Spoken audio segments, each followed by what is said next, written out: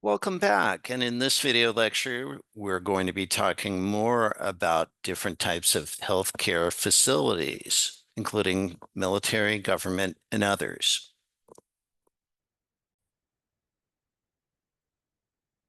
And of course, we have several different types of federal, state, and local healthcare facilities. The Public Health Services Commission Corps provides all different types of professionals who work in community programs to promote the nation's health.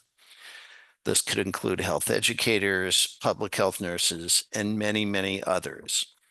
The PHS Commission Corps is led by the Surgeon General. The, these services are coordinated and do such things as providing children's services, temporary assistance for families in need. They work and have the Administration on Aging to provide services to aging adults to enable them to continue to live at home rather than in a long-term care setting. And then, of course, we have the AHRQ. These individuals do research that improve the outcomes and quality of healthcare. They're critical in reducing cost and addressing patient safety, and it's an agency that many of us in health information management follow. We also have the Agency for Toxic Substance and Disease Registry. So basically, these people collect data on exposures to hazardous materials in Superfund and other waste sites. And then, of course, one that's in the news frequently lately is the Centers for Disease Control, technically named the CDC, Centers for Disease Control and Prevention, but all of us know it as the CDC.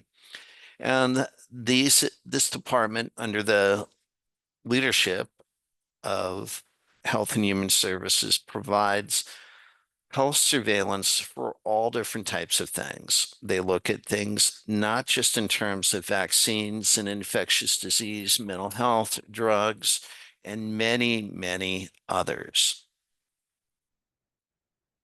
The FDA, or the Food and Drug Administration, does exactly what its title suggests. It assures the safety of food and cosmetics, drugs, and also medical devices.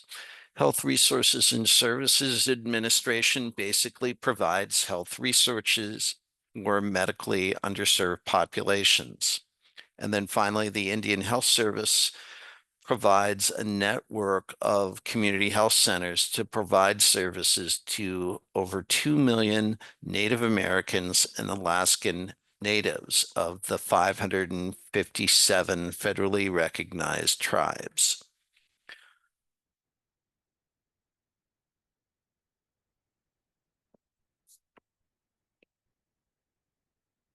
The NIH, another organization that's in the news, has faced cuts. It still is the premier medical research organization. They do thousands, hundreds of thousands of research projects for basically everything from AIDS to Alzheimer's to mental health to inflammatory bowel disease and many, many others.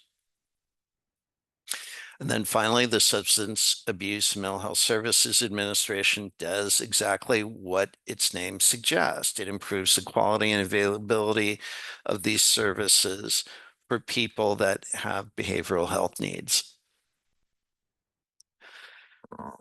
And then why do we talk about all these different settings? Well, for one, it's important for all of us to understand these different documentation requirements. They all vary from acute care to long-term care to mental health. And it's very important that we understand these regulations on the documentation requirements, release of information laws, and others.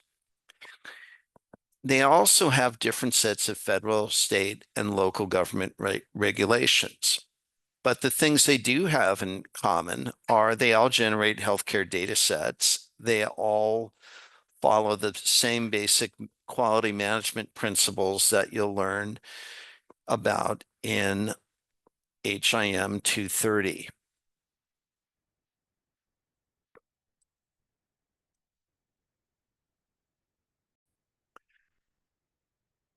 And then finally, here are some more things you should be familiar with. This first website, the CMS website, there's all different types of things. It's constantly updated. It's almost too much information to make sense of. And they also have different things. I subscribe to the Medicare Learning Network to hear about different things in HIM as it relates to reimbursement. And there are many, many others as well. And that's all I have for you. We'll see you soon. Please reach out to me directly if you have any questions about any of the material that's presented here. Bye now.